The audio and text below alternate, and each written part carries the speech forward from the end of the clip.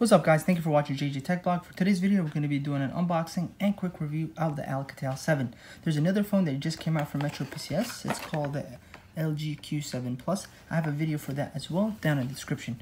And if you don't know yet, I'm doing a giveaway. If you like this phone, the Alcatel 7 or the Q7 Plus or the Stylo 4 or the iPhone SE, go to the description. I'm giving one of those phones away, so make sure you go to that video and comment what phone you would like to get. Without further ado, let's go ahead and go into the phone and look at its special features.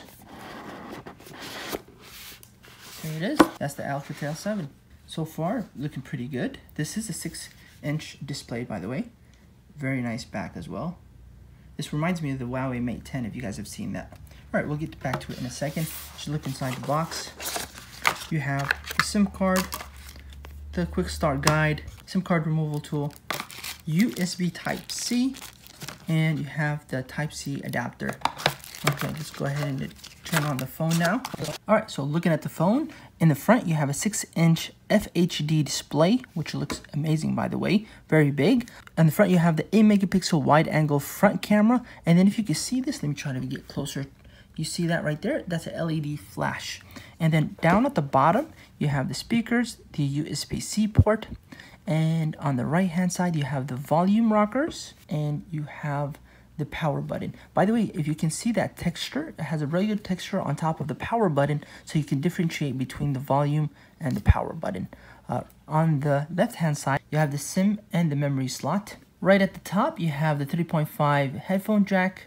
I have a sensor. This is the best back I have seen on a phone in a while now. But as you can see, it says backup device is not removable, so a lot of people might remove it to take out the battery. You can't do that, so keep that in mind. You have the fingerprint sensor. You have a dual camera, which is 12 megapixels plus 2 megapixel dual camera with portrait mode. And then you have the LED flash. So let's go ahead and look at the phone itself. Once you turn it on, very nice display. Very nice display. It's not as good as the other LG Stylo 4 that I've seen or reviewed recently, or the Q7, but for the Alcatel, this is really a step up to their game. And it is a 2.5 gigahertz octa-core processor, so not as bad, shouldn't lag as much, but it's still 2 gigabytes of RAM, not 4 gig or 3 gigs of RAM. So if you go to Smart Manager, looking at the storage, 32 gigabytes of RAM, and 7 gigs are already used, which is for the operating system. This is rocking 8.1.0, which is the newest Oreo operating system already pre-installed on the phone. Looking at the rear camera, not too bad. This is a 12 megapixel camera again, so there is a little lag to it, but I mean, it's not that bad. So let's go ahead and just take a few pictures. Yeah.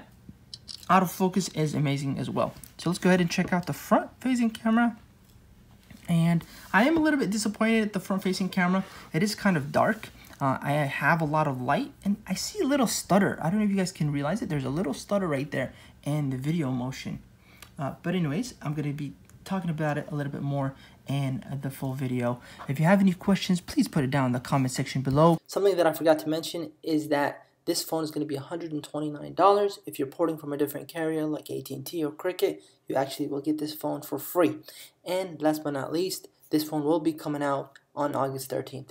And don't forget, if you want to see the full video, make sure to subscribe and hit that notification button to be notified when the full review is uploaded. The giveaway as well for the phones I'm doing is in the description. Make sure you check that out. Thank you guys for watching. See you guys in the next one.